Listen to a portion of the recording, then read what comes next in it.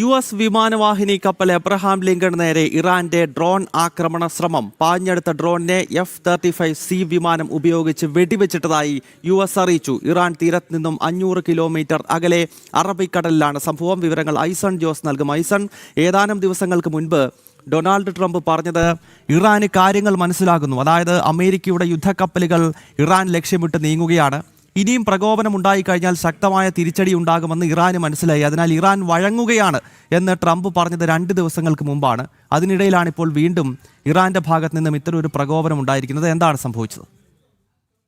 Gautam, Iran ഈ ചർച്ചകൾക്ക് വഴങ്ങുന്നു എന്ന് തന്നെയാണ് ഇന്നും അമേരിക്കയുടെ ഭാഗത്ത് നിന്ന് വിശദീകരണങ്ങൾ ഉണ്ടാകുന്നത്. ഇറാനുമായുള്ള ഈ ആണവ ധാരണ സംബന്ധിച്ചുള്ള ചർച്ചകൾ അടുത്ത ആഴ്ച കൃത്യമായി നടക്കും, അല്ലെങ്കിൽ ഈ ആഴ്ച അവസാനത്തോടെയോ അടുത്ത ആഴ്ചയോ നടക്കുമെന്ന കൃത്യമായ സൂചന തന്നെയാണ് അമേരിക്കയുടെ ഔദ്യോഗികമായ പ്രസ് സെക്രട്ടറി തന്നെ നൽകുന്നത്. തീർച്ചയായും അക്കാര്യത്തിൽ ഒരു മാറ്റമുണ്ടായിട്ടില്ല എന്ന സൂചന തന്നെയാണ് പുറത്തു വരുന്നത്. ഇതിന് തയ്യാറാണെന്ന് ഇറാൻ ഭരണകൂടം ഔദ്യോഗികമായി അറിയിക്കുകയും ചെയ്തു. അരിഗ്ദാം ബക്ഷി, അത് അവിടുത്തെ വിദേശകാര്യമന്ത്രി, ഇറാൻ വിദേശകാര്യമന്ത്രിയെ ഇതിനായി നിയോഗിച്ചതുൾപ്പെടെയുള്ള വാർത്താ സംഭവ വികാസങ്ങളെല്ലാം തന്നെ ഉണ്ടാവുകയും ചെയ്തിരുന്നു.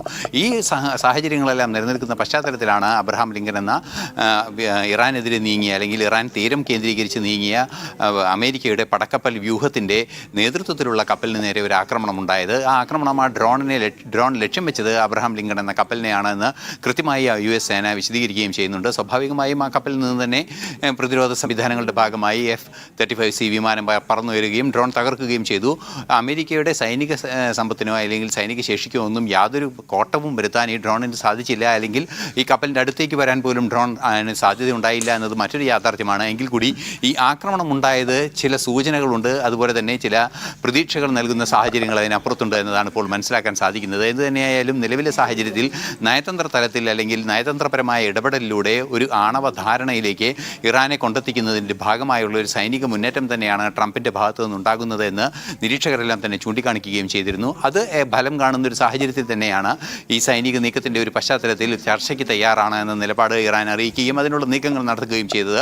എന്നാൽ നിലവിലെ സാഹചര്യത്തിൽ ഈ ആക്രമണം നടന്നത് സംബന്ധിച്ച് വലിയ ആഘാതങ്ങളൊന്നും സൃഷ്ടിക്കാൻ സാധ്യതയില്ല. അത് പരിഹരിക്കപ്പെടുകയും, അല്ലെങ്കിൽ ആ പ്രതിരോധം പൂർണ്ണമായും അമേരിക്ക സൃഷ്ടിക്കുകയും ചെയ്തൊരു പശ്ചാത്തലത്തിൽ അധിക ആശങ്കയ്ക്ക് വകയില്ല എന്ന് തന്നെയാണ് മനസ്സിലാക്കാൻ സാധിക്കുന്നത്. എന്നാൽ നിലവിലെ സാഹചര്യത്തിൽ ഈ ആക്രമണത്തെ ഒരു സൂചനയായി നിരീക്ഷിക്കപ്പെടുന്നുണ്ട്. ഏതെങ്കിലും തരത്തിലൊരു ആക്രമണത്തിന് തുനിയാനുള്ള സാധ്യത തള്ളിക്കളയാനാവില്ല എന്നൊരു സാഹചര്യം കൂടിയുണ്ട്. മാത്രമല്ല, ഈ കപ്പൽ വ്യൂഹത്തിന് നേരെയല്ലാതെ തന്നെ മറ്റ് സൈനിക കേന്ദ്രങ്ങൾക്ക് നേരെ ആക്രമണം നടത്താനുള്ള ഏതെങ്കിലും നീക്കങ്ങൾ ഇറാൻ്റെ ഭാഗത്തു നിന്നുണ്ടാകുമോ എന്ന ആശങ്കയും നിലനിൽക്കുന്നുണ്ട്. ഈ ഒരു പശ്ചാത്തലത്തിൽ കൂടിയാണ് വളരെ അവധാനത്തോടെയുള്ളൊരു നീക്കം ട്രംപിൻ്റെ ഭാഗത്തു നിന്നുണ്ടാകുന്നത് എന്നതും ഒരു യാഥാർത്ഥ്യമാണ്.